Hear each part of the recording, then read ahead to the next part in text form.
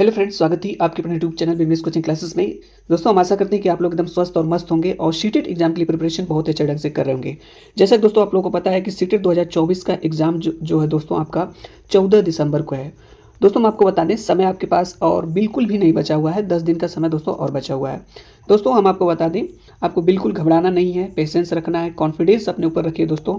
और निश्चित रूप से दोस्तों, अगर आप फर्स्ट अटेम्प्ट दे रहे हैं, पहली बार सीटेट एग्जाम दे रहे हैं दोस्तों, या सेकेंड टाइम दे रहे हैं, जब भी दोस्तों आप दे रहे हैं दोस्तों, आप इस बार का सीटेट एग्जाम आसानी से क्लियर कर सकते हैं। बस दोस्तों अपने ऊपर विश्वास रखिए, ठीक है। देखिए दोस्तों, अभी तक आप लोगों ने कुछ भी नहीं पढ़ा है तो दोस्तों बिल्कुल घबराने की बात नहीं है, ठीक है। एक इंग्लिश में प्रोवर्ब है दोस्तों कि थिंक पॉजिटिव तो बी पॉजिटिव। अगर आप दोस्तों सकारात्मक सोचेंगे तो आपके साथ सकारात्मक चीज़ें होंगी। इसलिए दोस्तों आपको हमेशा पॉजिटिव सोचना है, ठीक है, और हमेशा आपको सकारात्मक रहना है जीवन में। और देखिए दोस्तों, सीटेट एग्ज़ाम आप आसानी से क्रैक कर सकते हैं, पास कर सकते हैं। उसके लिए दोस्तों 10 दिन का समय बचा हुआ है। 10 दिनों में भी पढ़ लीजिए, आराम से आप क्लियर कर सकते हैं। अभी तक आप लोगों ने यदि कुछ भी नहीं पढ़ा है, जो लोग दोस्तों तैयारी कर रहे हैं उन लोगों से भी हम कहना चाहेंगे, जो लोग पिछले 2-3 महीनों से, 4 महीनों से या 5 महीनों से दोस्तों पढ़ रहे हैं, उनके लिए भी दोस्तों ये क्लास इंपॉर्टेंट है। क्योंकि आज इस क्लास में हम आपको कराने जा रहे हैं हिंदी के 30 प्रश्नों का एक मॉक टेस्ट। और देखते हैं दोस्तों कि इन हिंदी के 30 प्रश्नों में आपके कितने प्रश्न सही होते हैं। दोस्तों, यदि आप इस क्लास को देख पा रहे हो तो आप इस मॉक टेस्ट को दोस्तों ज़रूर दीजिए और देखिए कि हिंदी के 30 प्रश्नों में आपके कितने प्रश्न सही हो रहे हैं और अभी तक आपने कितनी अच्छी तैयारी की है। तो देखिए दोस्तों, ये जो प्रश्न हम आपको कराने जा रहे हैं, ये प्रश्न ना दोस्तों आपका PYQ प्रीवियस ईयर क्वेश्चन का है, ठीक है। जो पेपर दोस्तों आपका 21 सितंबर 2014 को हुआ था, उसके हिंदी के 30 प्रश्न लिए हैं।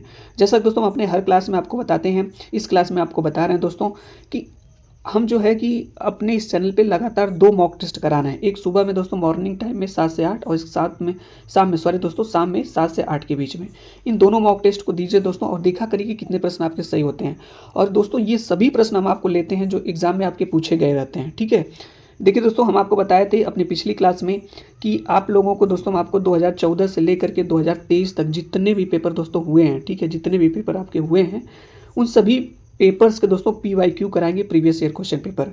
दोस्तों हम आपको कल से ये क्लास प्रोवाइड करा रहे हैं। जैसा कि दोस्तों 3 दिसंबर से दोस्तों हम आपको करा रहे हैं। 3 दिसंबर से लेकर के दोस्तों 13 दिसंबर के बीच दोस्तों हम आपको मैक्सिमम दोस्तों 26 मॉक टेस्ट कराएंगे अलग अलग विषय का। देखिए दोस्तों, इन मॉक टेस्ट को जरूर दीजिए और दिखा करिए कि कितने प्रश्न आपके सही होते हैं। यानी कि दोस्तों जो 2014 से लेकर के पेपर 2023 तक हुआ है ना, सभी मॉक टेस्ट आपको करा देंगे। और दोस्तों अगर इतना भी करके आप चले जा रहे हैं ना, तो मुझे विश्वास है दोस्तों कि आप इस बार का सीटेट एग्जाम क्लियर कर लेंगे, ठीक है दोस्तों। तो चलिए दोस्तों, विदाउट डिले स्टार्ट किया जाए इस मॉक टेस्ट को। दोस्तों आप इस मॉक टेस्ट को दोस्तों जरूर दीजिए और देखिए कि कितने प्रश्न सही हो रहे हैं।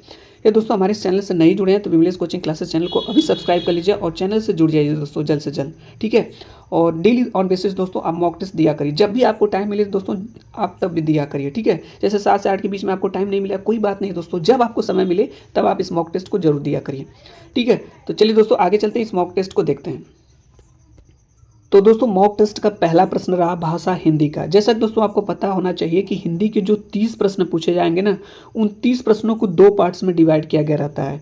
15 प्रश्न दोस्तों आपके पेडागॉजी शिक्षण के पूछे जाते हैं, जिसमें दोस्तों शिक्षण के प्रश्न आपके पूछे जाएंगे। बाकी 15 प्रश्न दोस्तों आपके जो है जिसमें आपके गद्यांश पूछे जाते हैं, काव्यांश पूछे जाते हैं, यानी पैसेज 2 पैसेज दिए गए रहेंगे, ठीक है दोस्तों।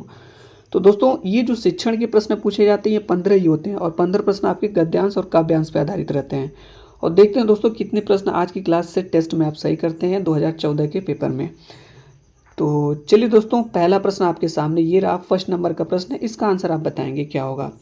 पहला प्रश्न है कि भाषा की पाठ्य पुस्तकों में हिंदीतर भाषाओं को भी जगह मिलनी चाहिए, इस कथन के समर्थन में कौन सा तर्क काम करेगा।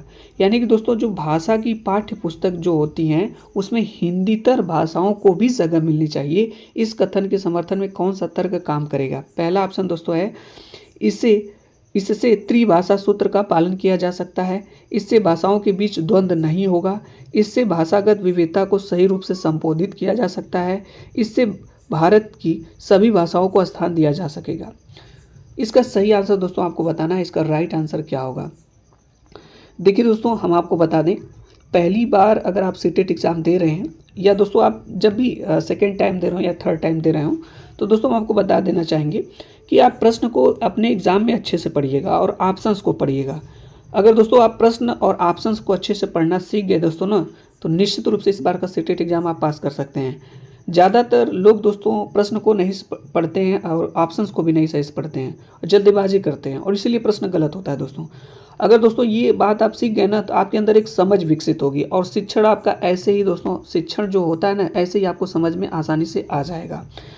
तो चलिए दोस्तों, इसका आंसर आप बताएंगे, इसका आंसर क्या होगा।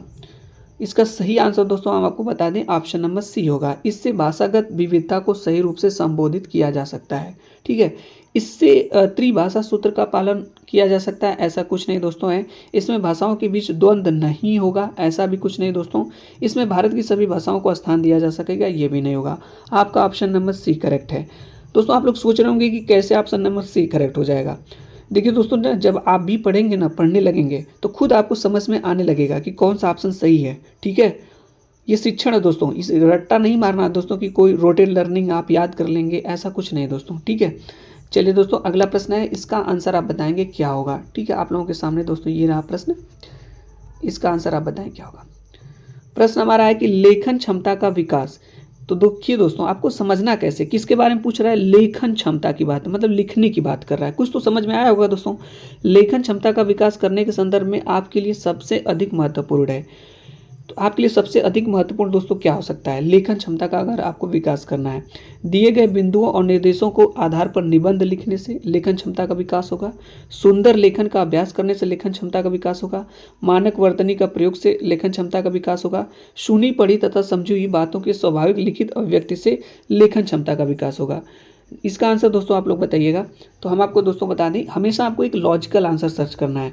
निबंध लिखने से दोस्तों एक सीमित आंसर है। सुंदर लेखन का अभ्यास, ऐसा ये भी नहीं है। मानक वर्तनी का प्रयोग, ये भी नहीं होगा। ऑप्शन नंबर डी करेक्ट है। सुनी पढ़ी और समझी हुई बातों की स्वाभाविक लिखित अभिव्यक्ति, एक्सप्रेस, रिटन एक्सप्रेस की बात की गई है। आगे चलते दोस्तों, अगला प्रश्न है, इसका आंसर आप बताएंगे क्या होगा। कोई भी भाषा पुस्तक तभी सफल मानी जाएगी जब वह बच्चों को केवल प्रसिद्ध साहित्य से परिचित कराए। केवल नहीं होगा दोस्तों, वह बच्चों में साहित्य की धरोहर और वर्तमान साहित्य के प्रति उत्सुकता बनाए। ठीक है, अगला प्रश्न ऑप्शन है दोस्तों कि वह बच्चों में प्राचीन साहित्य की पूरी जानकारी दे। यह भी नहीं होगा।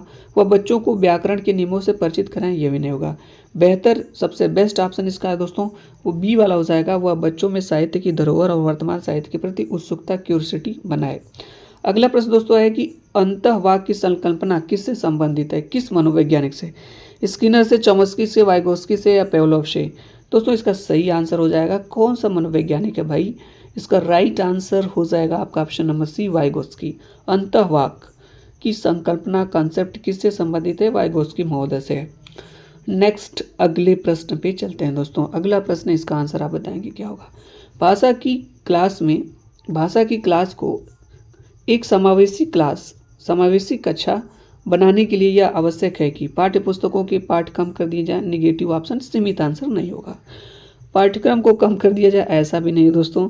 भाषाई कुशलताओं का आकलन न किया जाए भाषाई कुशलताओं का आकलन न किया जाए, ये भी नहीं होगा दोस्तों। आपका ऑप्शन नंबर डी है, विभिन्न प्रकार की दृश्य श्रव्य सामग्री का उपयोग किया जाए। बिल्कुल राइट आंसर यही हो जाएगा। अगला प्रश्न दोस्तों है, इसका आंसर आप बताएंगे क्या होगा कि पूरक पठन सामग्री का उद्देश्य है। पूरक पठन सामग्री का क्या उद्देश्य है दोस्तों, इसका राइट आंसर आप बताएं क्या होगा। इसका सही आंसर दोस्तों आपका हो जाएगा, द्रुत गति से पठन की योग्यता का विकास करना, यही पूरक पठन सामग्री का उद्देश्य है। अगला प्रश्न है दोस्तों, इसका आंसर आप बताएंगे क्या होगा। भाषा और चिंतन में संबंध होता है, यह कथन व्यर्थ का है, पूर्णतः सही है, आंशिक रूप से सही है, पूर्णतः गलत है। हम आंसर का वेट कर रहे हैं दोस्तों और देखते हैं कितने लोग इसका सही आंसर बता पाते हैं। इसका सही आंसर बताना है दोस्तों कि भाषा, लैंग्वेज जो होती है आपका, और चिंतन में संबंध होता है दोस्तों, होता है। यह कथन आपका क्या है, इसका सही आंसर दोस्तों हो जाएगा पूर्णतः सही है। बिल्कुल दोस्तों राइट है। ठीक है, अगला प्रश्न दोस्तों है, इसका आंसर आप बताएंगे क्या होगा। प्रश्न हमारा है कि कविता शिक्षण के संदर्भ में आप किस बिंदु को सर्वाधिक महत्व देते हैं। 4 ऑप्शन दोस्तों आपके पास है, इसका सही आंसर आपको बताना है। राइट आंसर दोस्तों इसका हो जाएगा, कविता के 1 से अधिक अर्थ हो सकते हैं, यही बिल्कुल सही आंसर हो जाएगा दोस्तों। पूछा गया प्रश्न था दोस्तों कि कविता शिक्षण के संदर्भ में आप किस बिंदु को सर्वाधिक महत्व देते हैं, तो कविता के 1 से अधिक अर्थ हो सकते हैं, यही आंसर आपका सही है। नेक्स्ट दोस्तों अगला प्रश्न है, इसका आंसर आप बताएंगे। हिंदी भाषा के प्रश्न पत्र में आप किस सवाल को सबसे बेहतर मानते हैं? पहला क्वेश्चन है दोस्तों कि अगर आप बाबा भारती की जगह होते तो क्या करते? संज्ञा की परिभाषा बताइए। और लाल बहादुर शास्त्री के बचपन का नाम क्या होगा? बाबा भारती क्यों उदास थे? सही आंसर दोस्तों आपको बताना है। इसका राइट आंसर दोस्तों हो जाएगा ऑप्शन नंबर ए। देखिए दोस्तों, हमेशा आपको एक लॉजिकल आंसर सेलेक्ट करना है, एक सीमित आंसर नहीं दोस्तों, जिसका वन लाइनर आंसर हो, एक ही लाइन में आंसर हो जाए। जैसे संज्ञा की परिभाषा दोस्तों, ये तो रट्टा हो गया, ये भी नहीं होगा। लाल बहादुर शास्त्री के बचपन का नाम, सीमित नाम तो बता ही देंगे दोस्तों। बाबा भारती क्यों उदास थे, ये भी नहीं। सबसे बेस्ट ऑप्शन दोस्तों है, अगर आप बाबा भारती की जगह होते तो क्या करते? नेक्स्ट दोस्तों अगला प्रश्न है, इसका आंसर आप बताएंगे क्या होगा? भाषा शिक्षण में पाठ्य पुस्तकों के अतिरिक्त कौन सा सबसे कम प्रभावशाली है? सबसे कम प्रभावशाली दोस्तों कौन है, बताना आपको है। तो दोस्तों प्रश्नों के उत्तर लिखना, ये सबसे कम प्रभावशाली है। बाकी घटना वर्णन करना, संवाद, अदायगी, परिचर्चा करना, ये आपके लिए इंपॉर्टेंट है, लेकिन सबसे कम इसमें दोस्तों आपके प्रश्नों के उत्तर लिखना। ठीक है, आगे चलते दोस्तों अगला प्रश्न है, इसका आंसर आप बताएंगे। उच्च प्राथमिक स्तर पर भाषा शिक्षण का उद्देश्य है। भाषा शिक्षण का उद्देश्य दोस्तों क्या है, कहाँ पे? उच्च प्राथमिक स्तर पर। इसका सही आंसर दोस्तों हो जाएगा भाषा की बारीकी और सौंदर्य बोध को समझने की क्षमता का विकास करना। ये ऑप्शन आपका सही हो जाएगा। देखिए दोस्तों, कुछ वर्ड हम आपको बता दे रहे हैं।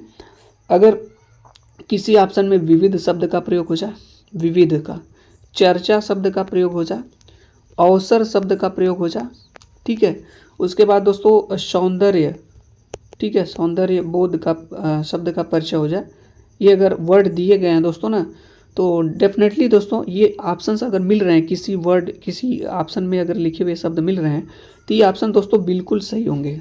ठीक है, इन ऑप्शंस को आप टिक कर सकते हैं, राइट कर सकते हैं। ठीक है, विविध है, चर्चा है, अवसर है, सौंदर्य बोध है। ठीक है, ये ऑप्शन आपकी अंतःक्रिया हो गया दोस्तों, अंतःक्रिया हो गया। इन सभी वर्ड्स को दोस्तों याद रखिएगा, आपको बहुत ज़्यादा हेल्प मिलेगी। विविध, चर्चा, अवसर, सौंदर्यबोध, अंतःक्रिया। आगे चलते दोस्तों अगला प्रश्न है, इसका आंसर आप बताएंगे क्या होगा? नेहा अपनी बात कहते समय अपनी मातृभाषा के शब्दों का प्रयोग करती, आप क्या करेंगे? दोस्तों आप क्या करेंगे, इसका राइट आंसर बताना आपको है। तो लक्ष्य भाषा के शब्द का प्रयोग करते हुए सहजता से उसके वाक्य को दोहराएंगे। ऑप्शन नंबर बी करेक्ट हो जाएगा। नेक्स्ट दोस्तों अगला प्रश्न है, इसका आंसर आप बताएंगे। भाषा के संदर्भ में कौन सा कथन सही नहीं है? जैसा कि दोस्तों हम अपने हर क्लास में आपको बताते हैं कि नहीं वाले प्रश्न को ध्यान से पढ़िएगा, नहीं तो एग्जाम हॉल से बाहर निकलने के बाद पछताने के अलावा कुछ नहीं बचेगा आपके पास।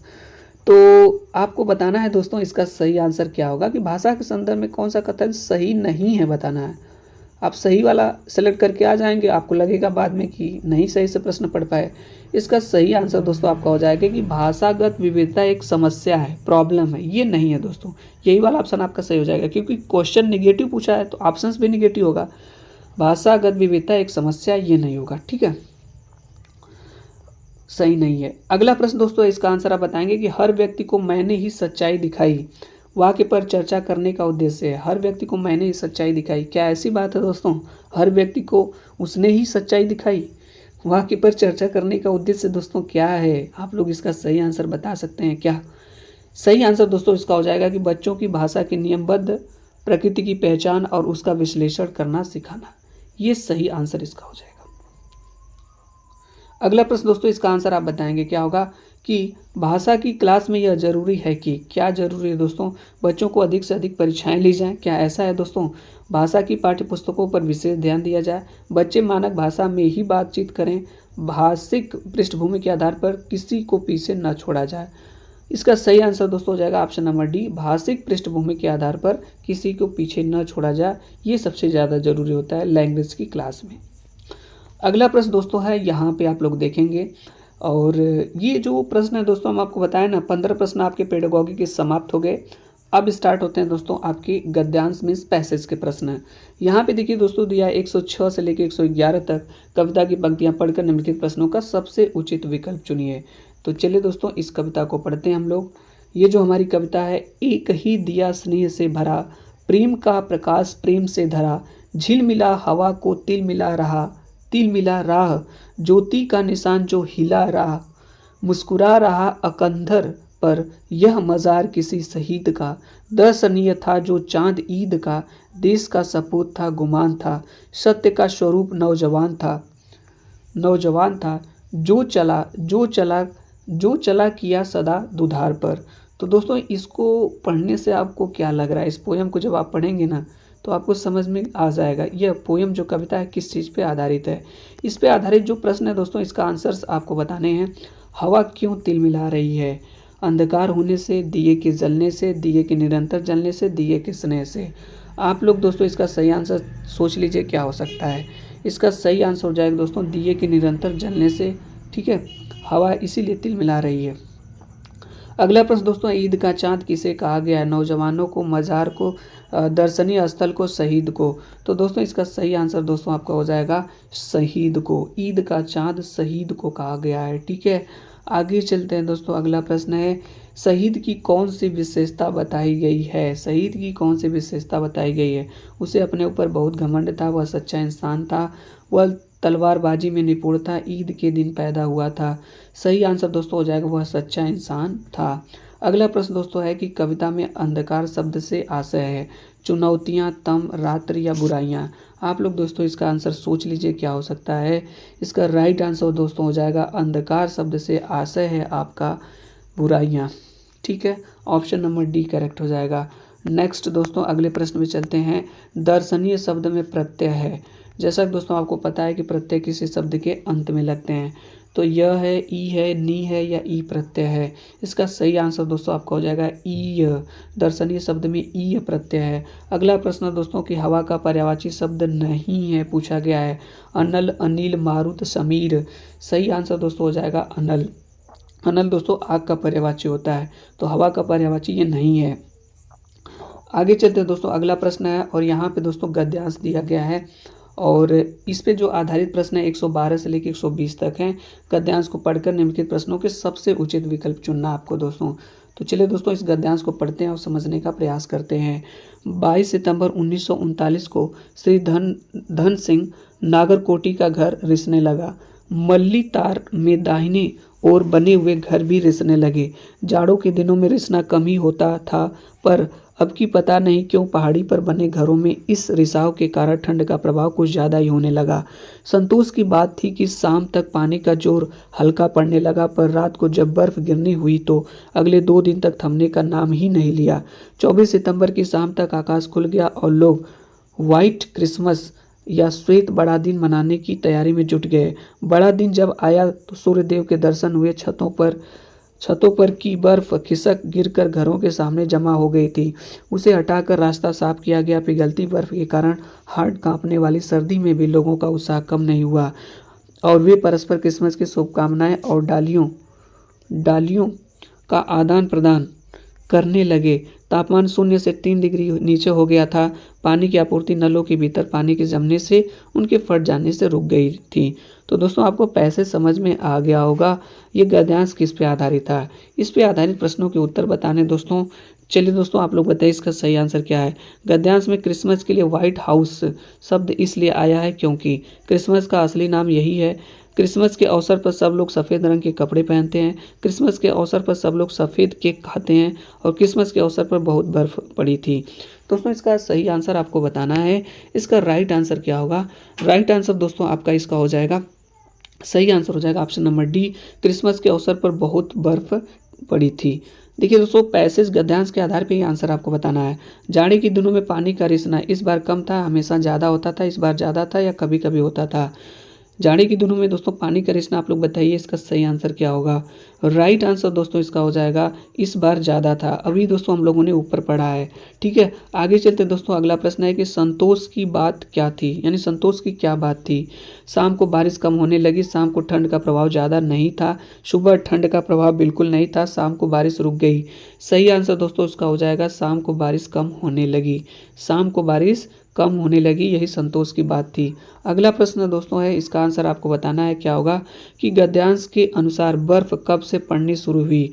24 दिसंबर की सुबह से, 22 दिसंबर की सुबह से, 22 दिसंबर की सुबह से, 24 दिसंबर की शाम से। सही आंसर दोस्तों इसका हो जाएगा 22 दिसंबर की शाम से। ठीक है, अगला प्रश्न दोस्तों, अगले प्रश्न में चलते हैं। अगला प्रश्न हमारा है, इसका आंसर आपको बताना है। पानी की आपूर्ति क्यों नहीं हो पाई। बर्फ धीमी गति से पिघल रही थी। पानी पर्याप्त मात्रा में नहीं था। पानी नलों में जम गया था। पाइप फट गया था। पानी की आपूर्ति दोस्तों क्यों नहीं हो पाई। इसका सही आंसर दोस्तों हो जाएगा पानी नलों में जम गया था। अगला प्रश्न दोस्तों है कि गद्यांश के आधार पर कहा जा सकता है कि क्या कहा जा सकता है दोस्तों? पहाड़ों पर हमेशा बर्फ जमी रहती है, पहाड़ों का जीवन आसान है, पहाड़ों पर हमेशा त्यौहार मनाए जाते हैं, पहाड़ों पर जीवन व्यतीत करना कठिन होता है। इसका सही आंसर दोस्तों हो जाएगा पहाड़ों पर जीवन व्यतीत करना कठिन होता है। आगे चलते हैं दोस्तों, अगला प्रश्न है, इसका आंसर आप बताएंगे क्या होगा?